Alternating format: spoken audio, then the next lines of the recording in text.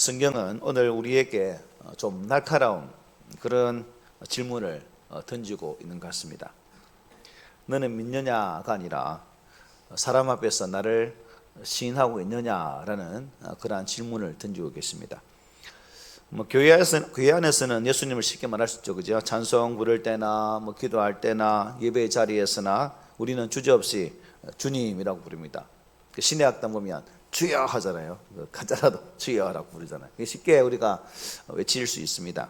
그런데 문제는 사람들 앞에 섰을 때, 즉 교회 안에서가 아니라 교회 밖에서 일반 사람들 앞에서, 즉 직장이나 학생 학교나 또 어떤 단체나 또 집안이 또 믿지 않는 그런 불신 가정일 때 과연 그 장소에서도 편안하게 주여라고 예수 이름을 쉽게 부를 수 있을까? 어떻습니까, 여러분? 좀 조심스럽죠. 괜히 튀는 사람으로 보이는 것이 아닐까? 괜히 내가 이 말을 함을 통해서 불편한 존재가 되는 것은 아닐까? 또 조용히 신앙을 숨기고 싶은데 이게 또 말해야 돼 라는 그런 생각들이 아마 많이 생각날 겁니다. 오늘 예수님은 바로 이제 그 지점을 향해서 우리에게 말씀해요. 누구든지 사람 앞에서 나를 시인하면 인자도 하나님의 사자들 앞에서 그를 시인할 것이다 라는 말씀을 주고 계십니다. 이 말씀은 우리에게 강압을 위한 그런 말씀이 아니죠. 온전한 신앙의 자리로 초대하시는 주님의 말씀이기도 합니다. 담대해지라는 그런 명령 이전에 내가 너를 인정해 줄게 라는 그런 말씀이라는 거죠. 그리고 주님은 우리가 왜 침묵하는지 아세요. 우리의 심장 머리털까지 다 세치는 분 아닙니까? 그래서 왜 누구는 나를 왜 신하지 않는지, 마음이 약해서 또 사람 앞에 서면 말 주변에 없어가지고 버벅거리는 그런 경우도 있고 이래저래 해서 말 못하는 그런 부분을 잘 알고 계십니다. 우리 연약함을 잘 아시는 분이죠. 그래서 오늘 본문은 시인하라는 말씀으로 끝나지 않고 그때에 성령이 너희에게 마땅히 할 말을 가르쳐 줄 것이다 라는 말씀으로 우리에게 위로를 주고 있다는 거죠. 그래서 오늘 말씀은 신앙을 자랑하는 말씀도 또 논쟁에서 이기라는 말씀도 아닙니다. 다만 우리가 누구에게 속한 사람인지를 숨기지 말라는 겁니다. 제가 오늘 목사로서 이 자리에 설교하고 있지만 대학 1, 2학년 때만 해도 남 앞에 말을 못했습니다.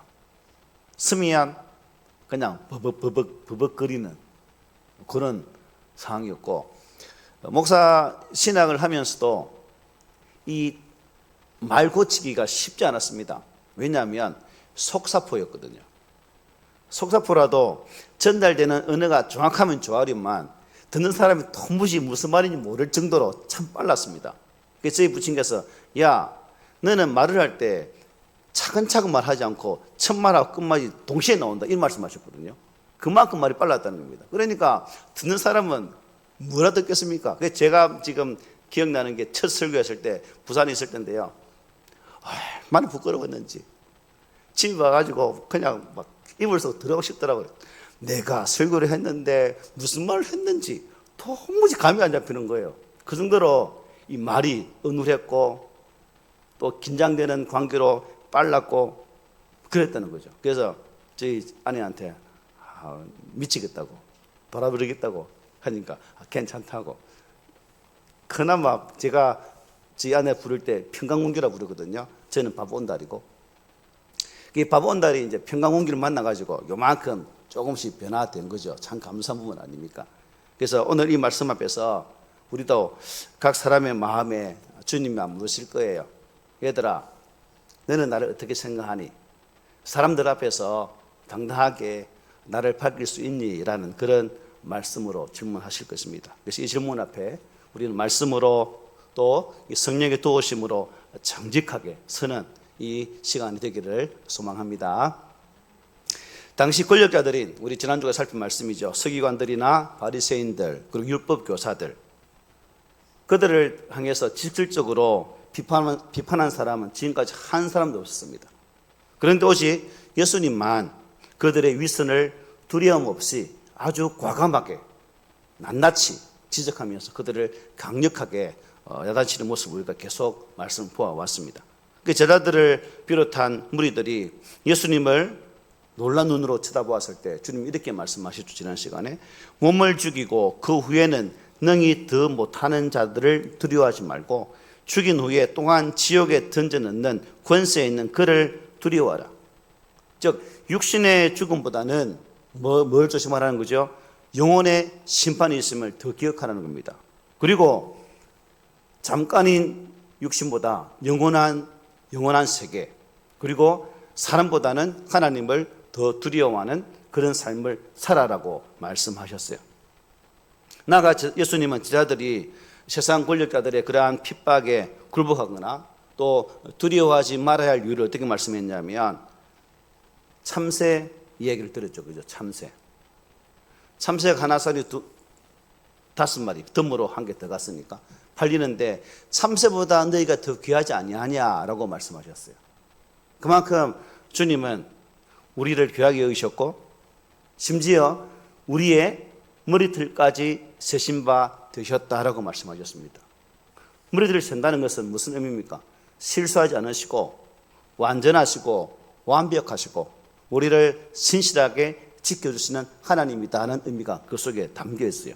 그래서 예수님은 사람들을 두려워하지 말고 오직 하나님만을 두려워하라고 강력하게 제자들에게 말씀을 전했습니다. 지난달 그 이전에 보면 수많은 군중에게 말씀했지만 지난 시간은 수많은 군중이 아니라 제자들에게 말씀했거든요. 그만큼 제자로 살아가는 것, 또 오늘날 하나님의 백성으로 살아간다는 것은 담대함 안에서 하나님을 신뢰하지 아니하면 우리의 신앙의 삶을 온전히 살아갈 수 없다는 것을 말씀하고 있다는 거죠. 그런 측면에서 저와 여러분들도 이 말씀 앞에서 지난 시간에 말씀하신 것처럼 사람이 아니라 오직 한 분 살아계신 하나님을 두려워할 수 있는 그러한 믿음을 가졌으면 좋겠습니다. 이제 예수님은 이 사람들에 대한 두려움을 극복한 제자들이 이제 마땅히 가져야 할 그러한 신앙적인 자세를 말씀해 주고 계십니다. 8절 보면 이렇게 말씀하죠. 내가 또한 너희에게 말하노니 누구든지 사람 앞에서 나를 시인하면 인자도 하나님의 사자들 앞에서 그를 시인할 것이오라고 말씀해요. 자, 시인은 무슨 뜻이에요? 글 적는 시인이 아니고 인정한다는 뜻이죠. 이와 관련해서 우리는 두 가지를 한번 좀 생각해 볼 수 있겠죠. 무엇을 시인할 것인가? 첫째는 뭐냐면 입으로 뭐하라? 시인하라는 거죠. 사도 바울은 로마 교회에 있는 성도들에게 편지하면서 이렇게 말씀했어요. 로마서 10장 9절 10절입니다. 내가 만일 내 입으로 예수를 주로 시인하며 또 하나님께서 그를 죽은 자 가운데에서 살리신 것을 내 마음에 믿으면 구원을 받으리라. 사람이 마음으로 믿어 의에 이르고 무엇으로요? 입으로 시인하여 구원에 이른다라고 말씀했습니다. 기독교 신앙은 마음으로만 믿는 신앙이 아니죠. 입술의 고백을 통해서 시인하는 신앙이라는 겁니다. 그래서 바울은 빌립보 교회를 통해서 이렇게 말씀했습니다. 모든 입으로 예수 그리스도를 주라 시인하여 하나님 아버지께 영광을 돌리게 하셨느니라고 증거했어요. 그러면 구체적으로 여러분 무엇을 시인하라는 거죠? 여러분들은 예수님을 구주로 믿는데 그 예수 그리스도를 입으로 시인할 것인데 뭘 시인하라는 거예요? 뭘? 예수님은 구주십니다 라는 걸 시인할 거예요? 뭘 시인하겠어요, 여러분? 그래서 성경은 참 친절하고 하나님은 친절하시게도 요한 1서 4장에서 이렇게 말씀했습니다. 같이 한번 읽어볼까요? 시작. 사랑하는 자들아 영을 다 믿지 말고 오직 영들이 하나님께 속하였나 분별하라. 많은 거짓 선자가 세상에 나왔습니다. 이로써 너희가 하나님의 영을 알지니 곧 예수 그리스도께서 육체로 오신 것을 시인하는 영마다 하나님께 속한 것이 뭘? 예수님이 이 땅에 육신을 입고 오셨다는 사실을, 그리고 예수를 시인하지 아니하는 영마다 하나님께 속한 것이 아니니 이것이 곧 적 그리스도 영이니라. 오리라 한 말을 너희가 들었거니와 지금 벌써 세상에 있느니라고 말씀했습니다. 뭘 시인하라고요? 예수님이 하나님 아들로서 이 땅에 우리의 구원을 위해서 육체를 입고 오셨다는 사실을 입으로 시인하라고 성경은 말씀합니다. 그것을 인정하는 영이 하나님께 속한 영이다라고 분명히 성경은 우리에게 말씀해요. 또 하나 우리가 뭘 시인해야 될까요? 입으로 시인했고 이제 어떻게 시인하죠? 공개적으로. 골방에 혼자서는 얼마나 시인하잖아요, 그죠? 교회 안에서 시인하잖아요. 우리는 이제 공개적으로 확 모든 사람 앞에서 하라는 거죠. 사람 앞에서라도요, 사람 앞에서. 혼자말로 시인하는 것이 아니라는 겁니다. 반드시 사람들 앞에서 시인해야 된다는 거죠. 이것은 우리의 신앙이 공개적이어야 된다는 것을 말씀하고 있는 부분입니다. 교회에서 우리 안창호 성도님 이제 세례 받으시잖아요. 세례 받을 때 그냥 아무 생각 없이 아니고 그냥 서서 뭐 합니까? 선사잖아요. 이게 공개 선언이거든요. 나는 오늘 이 시간부터 구주 예수 그리스도를 믿고 그분이 내 삶의 주인인 것을 선포함에 대한 신이거든요. 공개적으로 신합니다.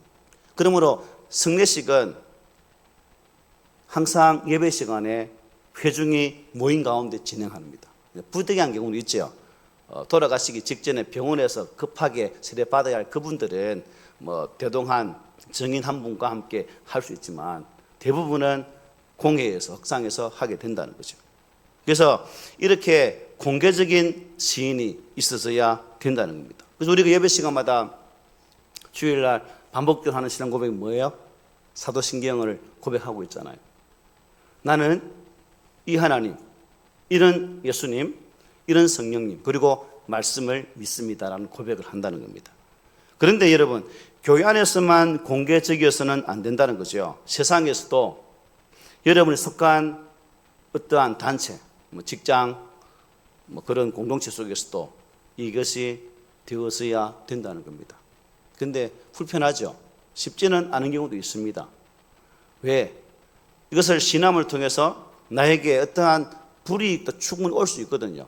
그래서 이러한 저런 생각을 하면 참 시인한다는 것이 쉽지가 않습니다. 그런데 우리의 신앙은 그렇게 숨어서는 안 되죠. 교회 뒤에 보면 두더지가 집을 많이 짓고 구덩이 많이 파고 있거든요. 두더지 같은 신앙을 해서 안 된다는 겁니다. 숨어 지내서는 안 된다는 거죠.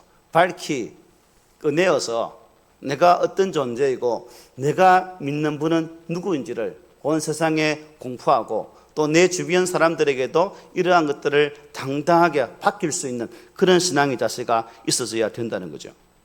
그러므로 신앙생활은 여러분 드러내지 않고 이 두더지처럼 숨어서 하는 것이 아니라는 거예요. 이런 두더지 같은 형태의 신앙생활을 주님이 기뻐하시겠어요? 기뻐하지 않습니다. 제자 결혼식 때 갔는데 큰 교회든 작은 교회든 문제가 뭐냐면 묻어서 가는 사람들 많죠, 그죠? 그냥 우리가 옛날에 놀이할 때 갓다리는 말하잖아요. 사투리 갓다리 말하잖아요. 그처럼 그냥 더불어 그냥 쑥 숨어서 지내는 그런 신앙이 오해를 참 많습니다. 큰 교회 가면 우리 교회도 마찬가지겠지만 큰 교회 가면 여러분 봉사하는 사람만 봉사해요. 큰 교회든 작은 교회든 딱 정해져 있어요. 이게 문제라는 거죠. 참 함께 더불어서 교회를 세우고 함께 더불어서 봉사하고 헌신하면 얼마나 좋겠습니까? 예수님은 우리에게 뭐라 말씀하셨어요? 너희는 세상의 소금이 되라 말씀하셨어요. 그리고 빛이라고 되라고 하지 않아요. 소금이다, 빛이다라고 말씀했거든요. 되어지는 거 아니에요. 이미 우리는 뭐예요? 소금이고 빛이라는 겁니다. 그 역할을 우리가 잘 감당해야 된다는 거죠. 그래서 어떤 분들은 상황에 따라서 이리저리 입장이 바뀌는 분들도 왕왕 있습니다. 동물이나 곤충을 보면 천적들로부터 자기를 보호하기 위해서 뭘 가지고 있습니까? 보호색을 가지고 있죠. 보호색. 아시죠? 보호색. 그래서 카멜레온 같은 경우는 주변에 문어도 보니까 주변 돌색하고로 쫙 바뀌더라고요. 이런 보호색. 왜? 안 먹히기 위해서. 우리가 신앙생활을 하면서 이런 카멜레온처럼 나를 나타내지 않기 위해서 보호색을 가지는 신앙, 여러분 하나님 기뻐하시겠습니까? 아니, 우리는 당당하게 우리의 원색적인 모습을 드러내야 돼요. 나는 예수쟁이라고, 예수 믿는 사람이라고 원색적인 모습을 드러내야 되어지는데 우리가 그렇지 못한다는 거죠. 보호색을 띠고 사는 분이 의외로 많다는 겁니다. 우리는 어때요? 보호색을 지는 거 사십니까? 오늘 이제 그 보호색을 다 벗어버리고, 또 혹시 부안경 가지고 계십니까? 눈안경, 그런 것도 다 벗어버렸으면 좋겠습니다. 부끄러운 일이죠. 부끄러운 일이라. 군대 가면 여러분, 지휘관에 따라서 전교의 색깔이 바뀌는 거 아십니까? 사단장이 기독일이면 교회가 차고 넘치고요. 사단장이 절에 열심히 다니는 분이면 절칸이 차고 넘치고요. 사단장이 가톨릭이면 천주교 성당이 차고 넘친다고 합니다. 이게 우스갯소리지만 현실이거든요. 우리의 모습이 그렇습니다. 하나님의 사람들은 이러한 보호색 신앙이 아니라 언제 어디서나 하나님을 시인하는 그러한 자기 색깔을 지닌, 신앙의 색깔을 지닌 그런 신앙인이 되어야 되겠습니다. 그래서 이사야 선지자는 이렇게 말씀했어요. 우리 함께 읽어보겠습니다. 시작. 주께서 심지가 견고한 자를 평강하고 평강하도록 지키시리니 이는 그가 주를 신뢰함이니이다. 심지가 깊은, 여러분도 뿌리가 깊은 그런 신앙인이 되셔서 하나님의 지키심 은혜가 함께하는 그러한 주인공들이 되시기를 바랍니다. 성경에 보면 여러분, 그리스도를 믿는 성도들을 뭐라 불러요? 그리스도인이라고 부르잖아요. 어느 교회부터 시작된 거죠? 사도행 11장에 보면 안디옥 교회 성도들입니다. 안디옥 교회 성도들이 가장 최초로 그리스도인이라는 이름을, 별칭을 얻게 됐죠. 왜 그랬을까요? 그들은 초대교회가 핍박받는 상황 속에서도 엄청난 어려움이 몰려왔지만 그 신앙을 교회 안에서만 유지한 것이 아니라 세상 속에서도 핍박 가운데서도 순교를 당하면서도 그 신앙을 지켰기 때문에, 예수처럼 그들의 신앙의 삶을 살았기 때문에 그리스도인이라는 그러한 별칭을 받게 되었다는 사실입니다.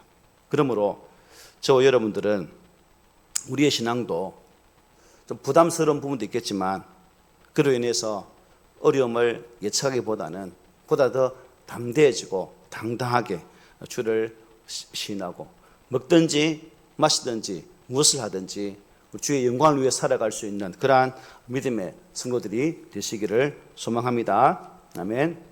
또 우리가 이 사람들 앞에서 여러분 주를 시인해야 하는 더 중요한 이유가 있습니다. 8절 9절에 보면 이렇게 말씀하죠. 내가 또한 너에게 말하노니 누구든지 사람 앞에서 나를 시인하면 인자도 하나님이 사자들 앞에서 그를 시인할 것이요 사람 앞에서 나를 부인하는 자는 하나님의 사자들 앞에서 부인을 당하리라. 제 아들이 한날은 학교에 가서 밥 시간에, 식사 시간에, 점심 시간에 기도를 못 하겠더래요. 에피소드입니다. 그래서 맛있는 게 있으면 또 친구들이 죽어갈 것 같은 그런 생각이 있었더래요. 그래서 눈을 빡 뜨고 이렇게 해서 기도를 한 적이 있답니다. 그래서 그냥 그래 하지 말고 눈 감고 당당하게 기도하라고. 그래서 그렇게 한다라고 이렇게 말한 적이 있거든요. 우리 기독교 신앙의 원리가 뭡니까? 복음의 원리가 뭡니까? 이 말씀이죠.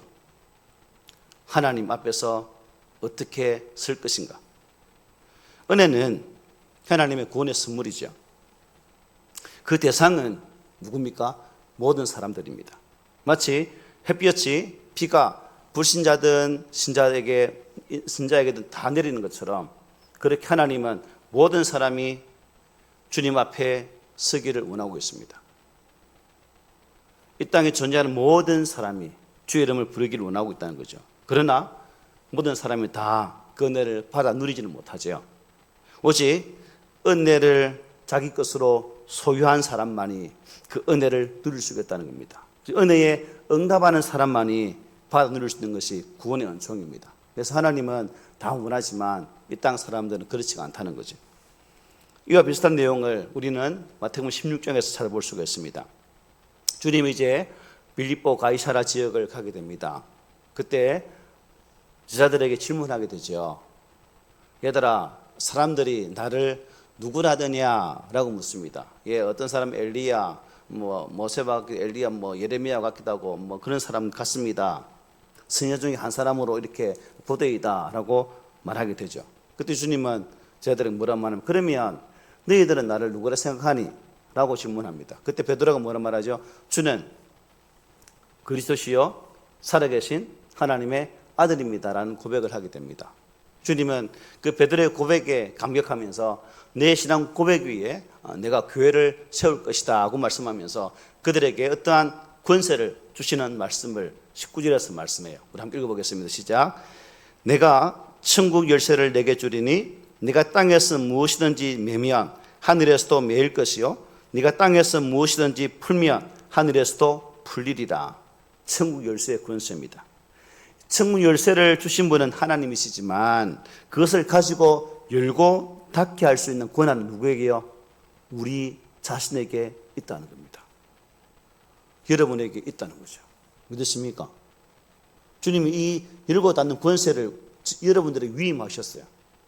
위임하셔서. 여러분 얼마나 큰 사람들입니까, 여러분? 예, 어깨 펴고 신앙생활 하십시오. 이와 관련해서 사도 요한이 아주 중요한 말씀을 합니다. 우리가 잘 아는 말씀이죠. 계시록 3장 20절 시작. 볼지어다 내가 문 밖에 서서 두드리노니 누구든지 내 음성을 듣고 문을 열면 내가 그에게로 들어가 그와 더불어 먹고 그는 나와 더불어 먹으리라. 아멘. 예, 문을 두드리시는 분은 누굽니까? 예수님이지만 그 문을 여는 사람은 누구예요? 바로 나 자신이죠. 성화에 보면 이 문은 밖에 손잡이가 없습니다. 안에서만 열어줘야 열리는 문입니다. 그래서 예수님은 오늘도 무성령들에게 마음문을 녹하시면서 내가 네 속에 들어가기를 원하는데 문 좀 열어줄래라고 말씀하신다는 거죠. 그 말씀 앞에 반응하는 자가 구원받은 주의 백성이 되는 거죠. 그래서 요한일서 이렇게 말하죠. 누구든지 예수를 하나님 아들이라 시인하면 하나님이 그의 안에 거하시고 그도 하나님 안에 거한다라고 말씀했어요. 예수님을 시인한 순간 우리가 진정한 주 예수 그리스도와 연합되어진 은혜를 누리게 된다는 뜻입니다. 이 모든 말씀을 통해서 우리는 이 복음의 원리를 배우게 되죠. 우리가 사람 앞에서 당당히 주를 신하게 되어질 때에 주님도 하나님의 그 사자들 앞에서 우리를 신하게 된다는 것입니다. 그래서 반드시 사람 앞에서 주님을 신해야 되는 거죠. 만약 우리가 사람 앞에서 주를 신하지 않으면 어떻게 됩니까? 하늘날 가면 하나님의 사자들 앞에서 예수님 나 모른다라고 말하면 얼마나 부끄러워요, 여러분. 우리 부끄러움 당하는 그런 사람들 되지 맙시다. 그런데 여러분 성경을 보면 예수님을 공개적으로 부인한 베드로를 내치지 않고 부활하신 주님께서 갈릴리 호숫가에 베드로를 어떻게 합니까? 찾아가시죠. 그러면 이 9절 많은 사람들 종들 앞에서 예수를 모른다고 저주까지 하면서 3번이나 부인했는데 주님이 왜 찾아가실까? 라고 말할 수 있잖아요. 그죠? 근데 10절에 보면 이렇게 말씀합니다. 누구든지 말로 인자를 거역하면 사심을 받으려니와 성령을 모독하는 자는 사심을 받지 못하리라 말합니다. 여기에서 주님은 말로 인자를 거역하면 사심을 받는다 말씀하셨죠. 이것은 예수님께서 우리 인간의 연약함을 염두에 두고 하신 말씀입니다. 베드로도 결국 뭐예요? 말로 주님 앞에 온전치 못했다는 겁니다. 그리고 그 사실을 닭이 우는 그 순간 베드로 어떻게 했습니까? 뛰쳐나가고 울지요. 운다는 것은 무슨 의미일까요? 회개입니다. 하나님 앞에서 절대 그렇지 않겠노라고 당당하게 외쳤던 베드로, 닭이 3번 울던 그 소리를 듣고 주의 얼굴을 눈이 꽉 마주치잖아요. 예수님과 함께. 그 순간 어떻겠습니까? 그 베드로 뛰쳐나가면서 눈물을 흘립니다. 그게 베드로가 주님 앞에 회개하는 모습이라고 볼 수 있는 거죠. 베드로가 3번 예수를 부인했지만 자신도 모르게 실수한 것을 알고 밖으로 나가면서 그는 회개를 했다는 겁니다. 그러니까 주님께서 그를 찾아가 주셨고, 야, 니 내 사랑하니? 니 내 사랑하니? 니네 사랑하니라고 주님은 물으시는 거죠. 그러므로 이러한 말로 하는 게 있고, 우리가 아나니와 삽비라 사도행전 5장에 있는 것, 9장에 있는 것, 5장에 있는 것처럼 그것은 뭘 거스리는 거예요? 성령을 거스린 죄였죠. 그러니 그들은 죽임을 당하고 맙니다. 그러므로 이것을 보면서 성령을 모독하는 것, 이게 심각한 거죠. 이것은 고의로 하나님을 방해하는 것, 회방하는 것을 의미합니다. 그럼 우리가 이 땅 교회를 섬기면서 하나님의 교회를 고의적으로 혼란스럽게 한다는 것은 엄청난 큰 영적 죄라는 사실을 분명히 이 말씀이 우리에게 주고 있습니다. 9절에 이렇게 말씀하지 않아요. 사람 앞에서 나를 부인하는 자는 하나님의 사자들 앞에서 부인한다고 말씀하고 있습니다. 성령을 모독하는 사람, 즉 고의적으로 예수님을 부인한 사람은 이렇게 주님은 할 것이다라고 말씀해 주고 있는 거죠. 예수님은 앞서 참 두려움이 없이 예수님을 시인할 것을 말씀하셨어요. 그런데 그 결과로 인해서 제자들이 당할 그 고난에 대해서도 잘 알고 계셨습니다. 본문 11절 12절을 좀 함께 읽어보겠습니다. 시작. 사람이 너희를 회당이나 위정자나 권세 있는 자 앞에 끌고 가거든 어떻게 무엇으로 대답하며 무엇으로 말할까 염려하지 말라. 마땅히 할 말을 성령이 곧 그때에 너희에게 가르치시리라 하시니라. 아멘. 예수님은 장차 예수님을 구세주로 시인한 성도들이 받게 되어질 그 고난을 잘 알고 계셨어요. 사람들은 그들을 회당이나 위정자나 권세 있는 자에게 끌고 갈 것입니다. 그들은 당시에 공권력을 가진 그런 자들이죠. 그러면 여러분, 이 끌려가는 사람들은 큰 두려움을 가지게 될 것이고 가서 뭐라고 변명할까라고 고민하지 않을까요? 신문을 하면 내가 뭘 말하지? 내한테 이렇게 핍박을 주면 내가 뭐 말하지? 라고 고민하게 된다는 겁니다. 그때 뭐라요? 성령께서 우리에게 할 말을 가르쳐 주신다라고 말씀하고 있습니다. 이 핵심어가 뭡니까? 성령이죠. 아직 예수님이 사역할 당시에는 공식적으로 성령 오시지 않았습니다. 언제 오십니까? 사도행전 2장이죠.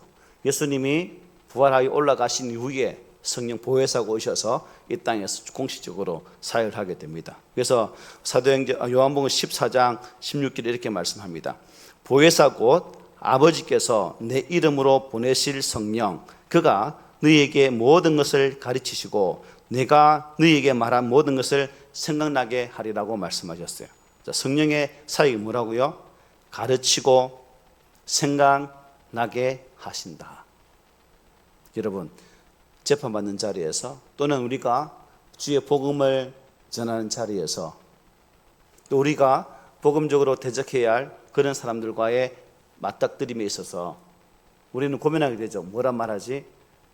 어떻게 말하지? 고민하지만 성령께서 우리에게 해야 할 말을 가르치시고 또한 그 말들을 생각나게 해 주신다는 거죠. 그러면 우리가 복음의 현장 앞에서는 항상 무엇을 의지해야 됩니까? 성령 하나님을 의지할 수 있는 그러한 믿음이 우리에게 필요한 거죠. 오늘날 초대교회처럼 그런 심각한 상황은 없습니다. 하지만 우리가 사도행전을 바라보면서 핍박 가운데 있었던 그들이었지만 복음에 대해서는 한 발자국도 후퇴하지 아니했던 그러한 모습을 볼 수 있는 이유가 바로 성령 강림 사건 이유죠. 참 비겁자였던 베드로를 보십시오. 참 하찮은 유종 앞에서도 주를 모른다라고 발뺌했던 베드로를 보십시오. 그러나 성령의 충만을 받은 베드로는 사도행전에서 이렇게 고백합니다. 군사들들 앞에서 사도들 가운데 세우고 묻되 너희가 무슨 권세와 누구의 이름으로 이 일을 행하느냐? 이에 베드로가 성령이 충만하여 이르되 백성의 관리들아 장로들아. 베드로가 급장이가 말 못하거든요. 그런데 아주 당당하게 장로들 앞에서 권세 가진 사람들 앞에서 당당하게 복음을 외쳤습니다. 고난과 핍박을 두려워하지 않고 복음을 전하는 이 베드로의 모습은 결국 성령의 권세가 그와 함께했기 때문입니다. 그러므로 오늘날 저와 여러분들 또한 하나님의 거룩한 은혜 앞에 서서 주의 거룩한 일들을 감당하기 위해서는 이러한 성령의 전적인 은혜가 필요한 거죠. 성령께서 베드로를 바꾸셨고 성령께서 베드로를 힘있는 복음 사역자로 변화시키신 것처럼 오늘 이 시대에도 성령께서 우리의 마음에 우리의 중심에 계셔서 나를 다스리시면 우리 또한 그러한 거룩한 믿음의 삶을 살아갈 수 있다는 사실입니다. 말씀 읽겠습니다. 우리의 신앙은 여러분 공개적이어야 되라고 말씀드리셨어요. 우리 입술을 통해서 고백해야 될 것이고 또 우리의 행동으로 공개적으로 시인해야 된다고 말씀드렸습니다. 그래야 우리가 세상의 소금으로서 빛의 역할을 잘 감당하는 성도라고 말씀할 수 있겠죠. 바라기는 저와 여러분들의 신앙이 숨어서 하는 그런 신앙이 아니라 그때그때 바뀌는 카멜레온 같은 그런 신앙이 아니라 언제나 열정적인 예수의 열정을 가진 그러한 뜨거운 그러한 신앙인들이 되시기를 바랍니다. 하나님 앞에 서는 그날 우리 하나님께로부터 그래 라고 인정받는 그래 네가 그랬지라고 언제 하나님께 칭송 드릴 수 있는 그런 신앙, 이것이 하나님께서 우리에게 바라시는 신앙의 모습입니다. 그러므로 저와 여러분들이 그러한 신앙의 삶을 잘 살아내는 신실한 믿음의 성도들이 되시기를 소망합니다. 아멘.